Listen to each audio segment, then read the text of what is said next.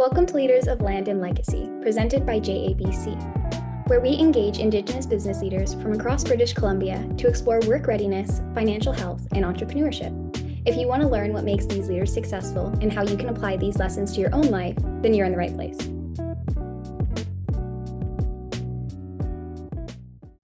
I'm Jacqueline, and in today's episode, we will be exploring building Indigenous business networks and collaborations with Geena Jackson, creator and executive producer of Bears Lair TV.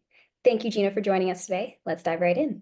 To give our listeners some context, could you share your journey with us, and more specifically, where did you get where you are today? Thank you. My name is Geena Jackson Montgomery. My traditional name is Cetacia. I'm a very proud member of the Seashell Nation on the Sunshine Coast in British Columbia. And I am also the executive producer of a TV show called The Bears Lair, which is like a Shark Tank Dragon's Den, but for Indigenous entrepreneurs. In addition to that, I also teach kids camps across Canada about entrepreneurism and life skills at 11 to 18 years old and also 18 to 40 years old. And I used to be the economic development officer for the second largest nation in BC, the Squamish Nation. So first and foremost, my portfolio was representing entrepreneurs, helping them start their businesses, expanding their existing businesses, but also specializing in procurement and authentic consultation, impact benefit agreements, and working together and creating reconciliation with industry and entrepreneurism. That is fantastic. You seem to have such diverse experience. Thank you so much for sharing that.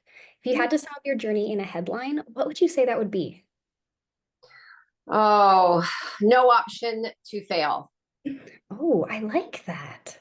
No option to fail. I think in every business, a lot of businesses put all the chips in.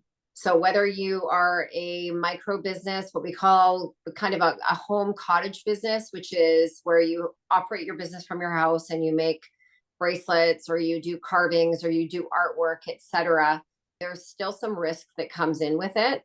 But when you're buying big pieces of equipment, or for example, what I did, sign on for a TV show where you had to bootstrap and sign into I'm going to do a TV show and I have to raise all of this money. But the moment that I committed to that TV show, I had to sign on the dotted line, and I was responsible for millions of dollars to raise my first episode, my first series, my first season. I had to raise $750,000, and my second season, I had to raise $1.4 million. And as soon as I signed on that dotted line, I was responsible for all of that money, whether or not that came into fruition, whether or not it worked out or not, I was still responsible for it. So when I say no option to fail, there was no option to fail. Once you commit to something, once you announce it on a grand level, you have to put it together. And that takes so much. I can't even tell you how much that took, but it's worth it in the end for sure. Yeah, that seems like a lot of pressure to have on one individual. The way you handle that is fantastic. And it seems that we always come back to dedication and perseverance as the two main qualities that everyone suggests. So thank you for that. Could you tell us a bit about the spirit of co-opetition and how it shapes your philosophy of entrepreneurship? I have been working with entrepreneurs for probably about 25 years. I am an entrepreneur, serial entrepreneur myself. I think that you're either born an entrepreneur, but you're not limited to being born with those qualities. You can become an entrepreneur through education. It provides you the flexibility. It provides you the risk, being your own boss. But what I do want to suggest is be really passionate about what you're doing. When I started working with entrepreneurs, Indigenous entrepreneurs with the Squamish Nation, which has a population of 4,100, before I started, we had a grant program where we would give $10,000 up to $6,000 to $10,000 towards businesses. But you had to come in and you had to produce a business plan. And so what I would do, and everyone has their strengths. Nobody can just say, you know what, I'm going to write a business plan. I'm really good at marketing. I'm great at pitching. I'm great at financials, which is a huge barrier for us. It's very difficult. You have your strengths in every way. And the more that I helped businesses, and I helped over 500 with the Squamish Nation, the more I saw that there was a commonality. Number one, we all have a similar past. We've all been affected by residential schools and by being put on a reserve in the first place. We all have barriers to getting access to capital. We all have certain, whether it's social confidence or lack of confidence or what have you. What I did notice that the main commonality between Indigenous entrepreneurs is number one, we're adverse. We are stand in front of adversity like nobody's business. Number two, even though we face adversity, our number one thing that we want to do is not making $1 million. We want to make some money to provide for our families, to support our community, and we want to give back. And by mean give back, we want to give back to social impact and social programs, whether it's the elders, the youth, cleaning up the community, supporting the artists, whatever it may be. We want to give back. And the second is we want to employ, we want to train, we want to be able to have that this community created. So we came up with co-opetition because with the TV show, like many entrepreneur shows or a Cake Boss, or whether it's different shows, reality TV shows, it's for TV, right? So conventionally, this is what it's like.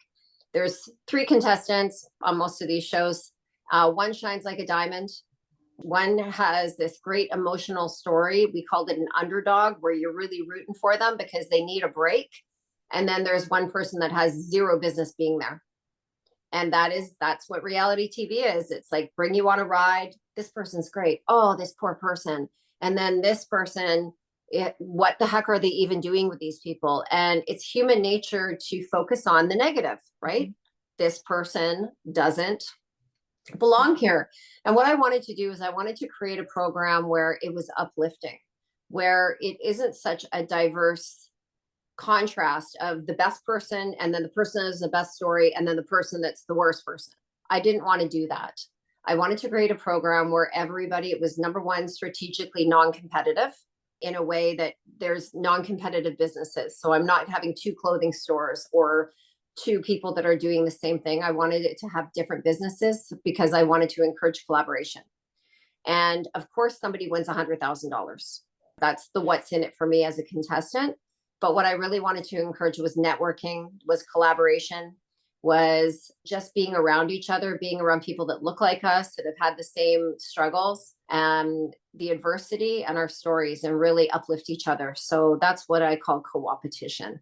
A fantastic answer. Thank you so much.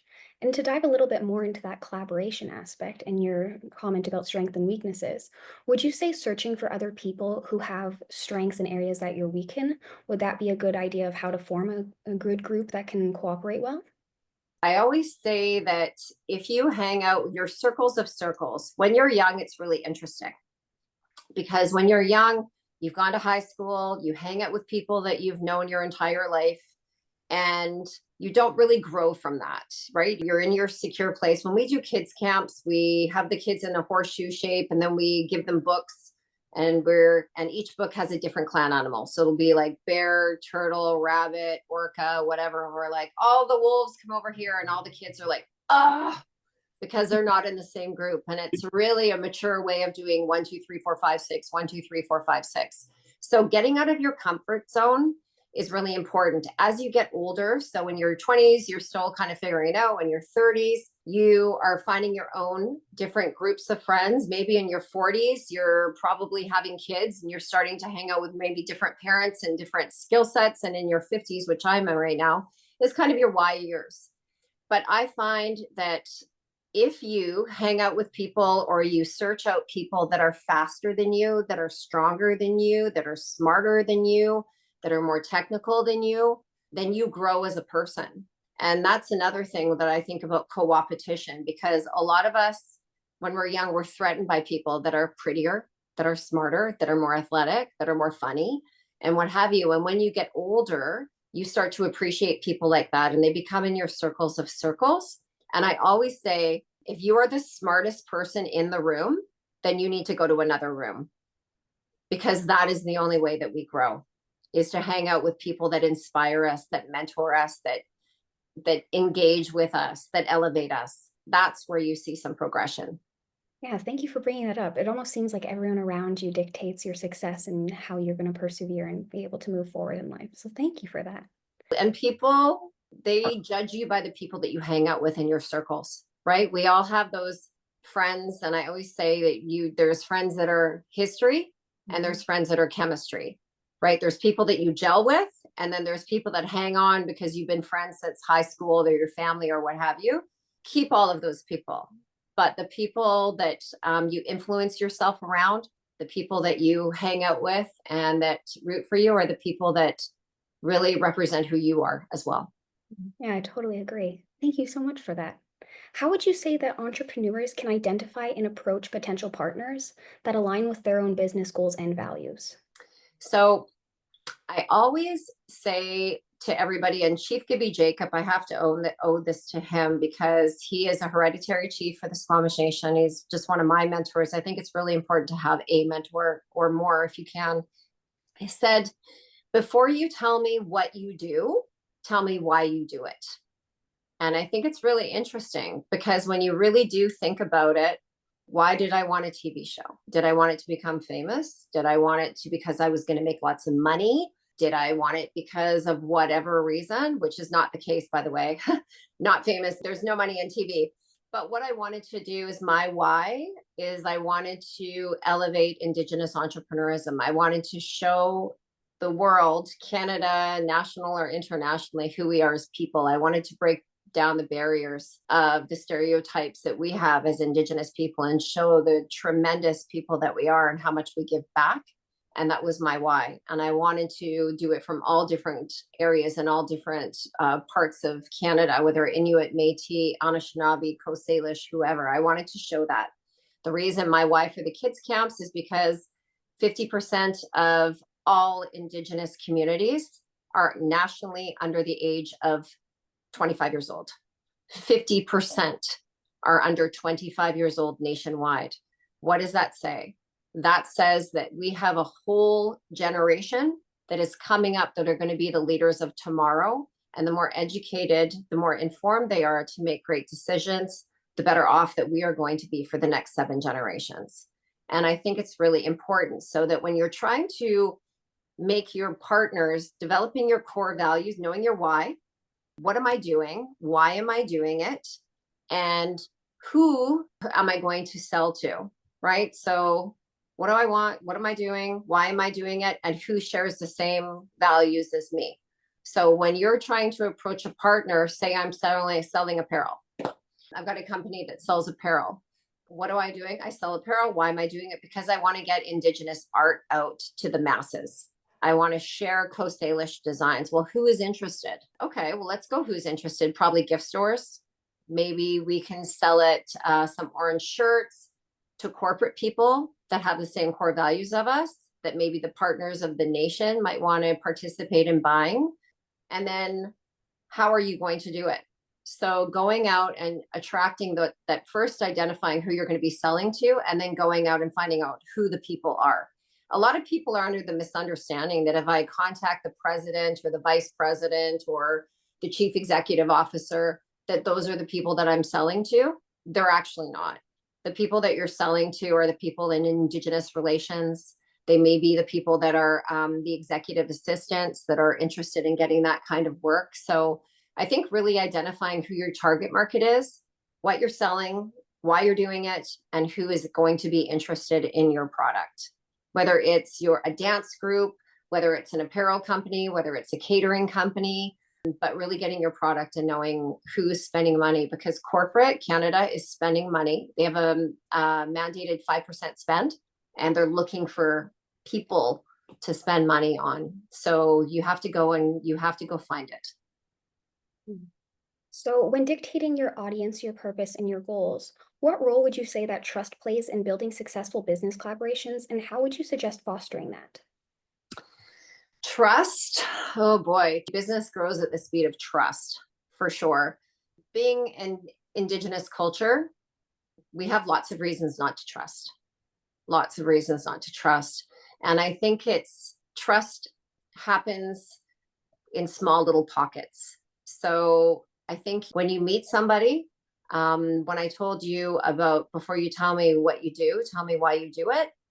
If I'm going to do business with somebody, I'm going to ask them, so why do you want to do business with Indigenous people? Why do you want to do business with me?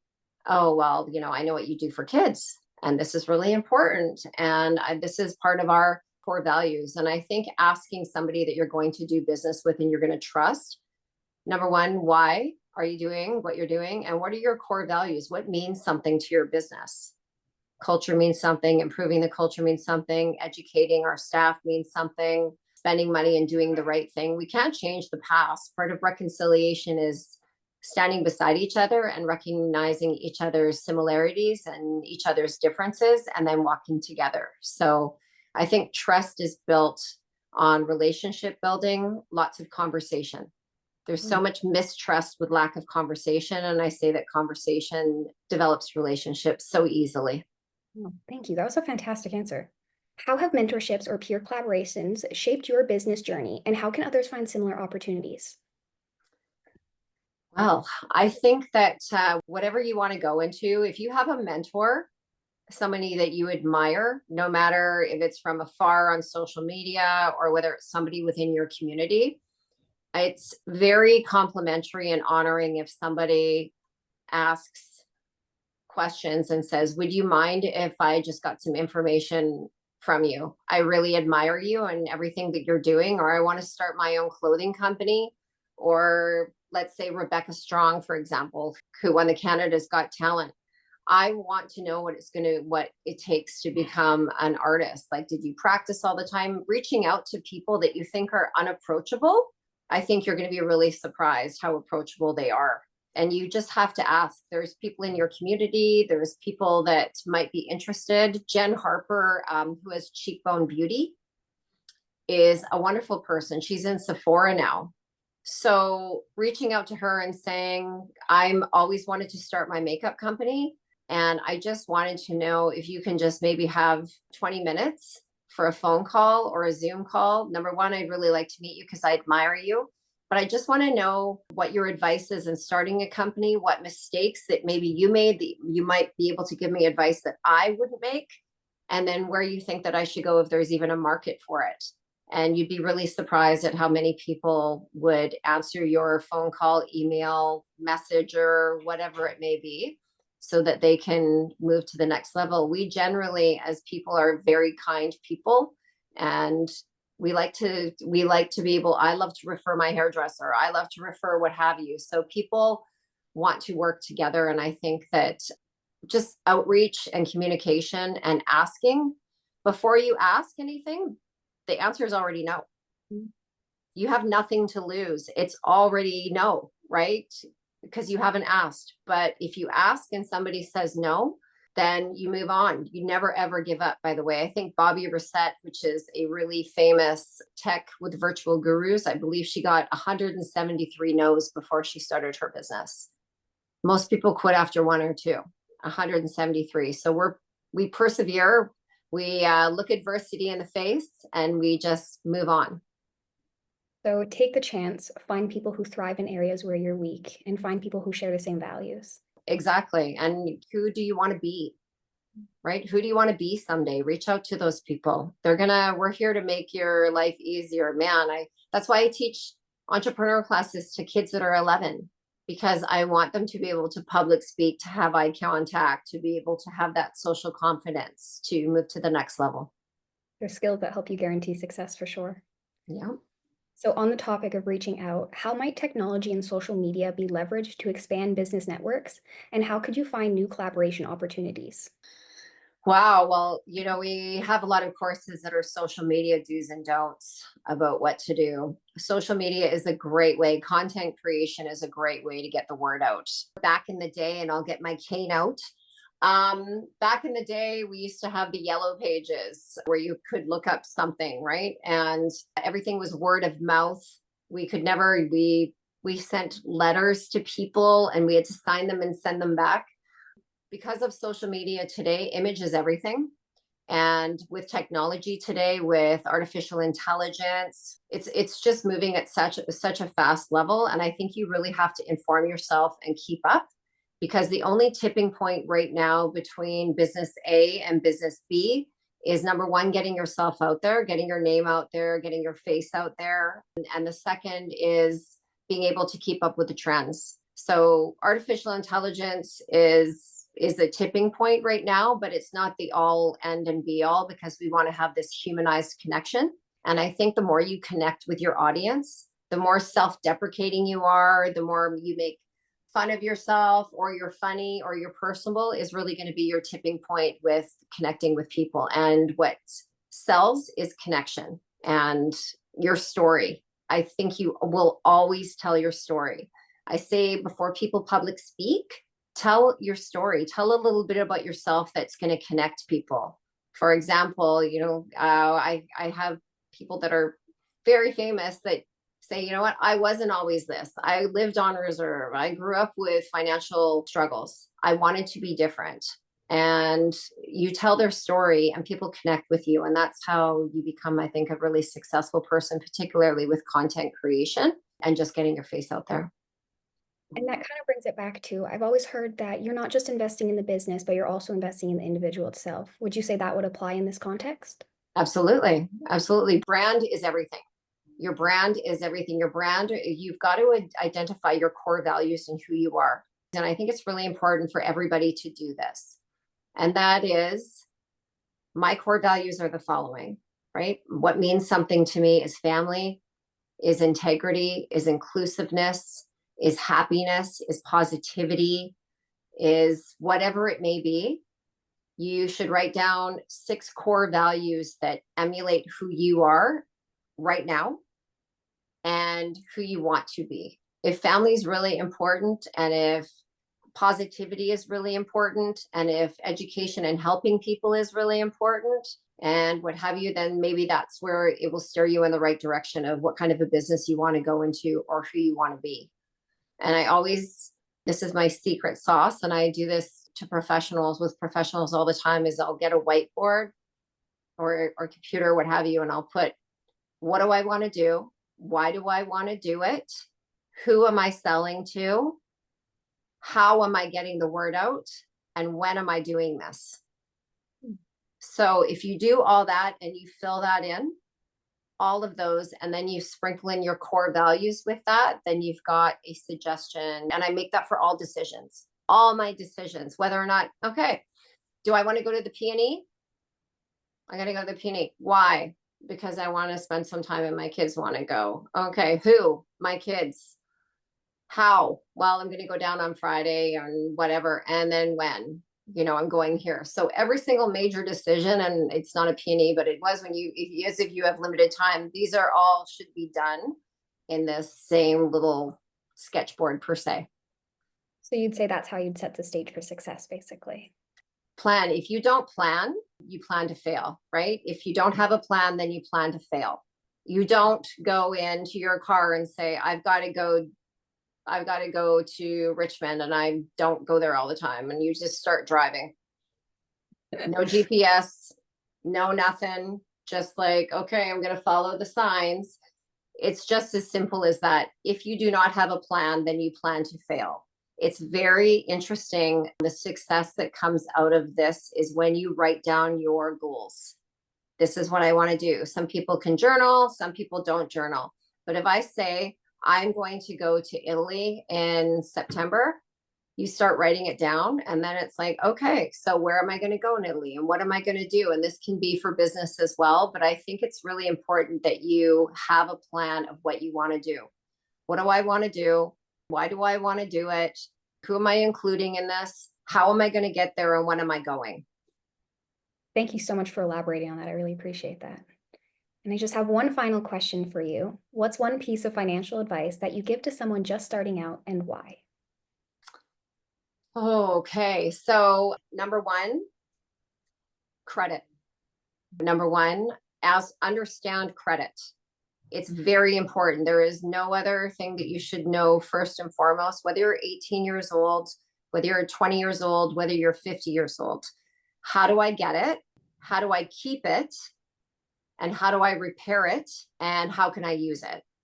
So credit is, because I think Indigenous people in general, we have such a skewed sense of financials. For the fact is that we're very limited to access to capital for the last few decades, because we're on reserve, because the nation owns our home per se. no one's taking us seriously. If we get a car and we don't make a payment, it's illegal for somebody to come in and repossess our car. So lenders were very reluctant to lend us money or to believe in us through stereotypes, through what have you. And I teach so many classes with kids, and I'm like, does anyone, we're going to talk about credit cards, and the kids are like, credit cards are bad. 11. Why are credit cards bad? Because my mom says that they're really bad and you're going to put money on it, and then you're never going to be able to use a credit card again. And they don't understand. So I think teaching financial literacy early is really important. How do you get a credit card? And there's lots of resources. There's Scotiabank, there's BDC, there's Van City, for example, and my favorite is Van City, that give you the opportunity for a $500 limit, and then you pay that off, and then you can get this and start to be really great with your financial literacy. There's so many adults that have bad credit and they've stamped that on their head. I have bad credit. I'm not going to do anything about it.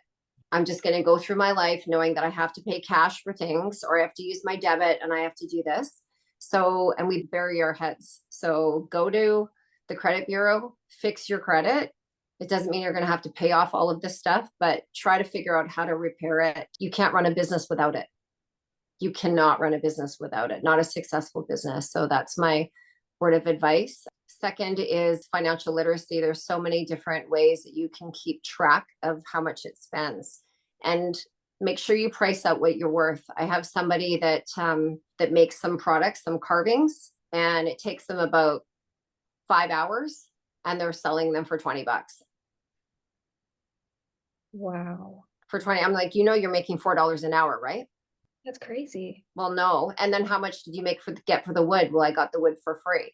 So just knowing how much it costs to make your product, how much your time is worth. I believe that minimum wage is $17.60 or something upcoming. If you're not making that with your own business, then you've got to start pricing yourself and adjusting yourself too. And I think just we're so humble that we're afraid to ask for what we're worth. And we really have got to learn that. We've really got to monetize our talents, and we've got to ask for what we're worth. I really appreciate that. Thank you so much. So target the youth, know what you're worth, find people who have strengths in areas that you're weak, and find people who share the same values. Yeah. Thanks so much for joining us today, Geena. We really appreciated having you here and all of the amazing information that you shared with us. So once again, thank you so much. Thank you so much. Appreciate it. Thanks for listening to Leaders of Land and Legacy, presented by JABC. To learn more about our programs, visit jabc.org.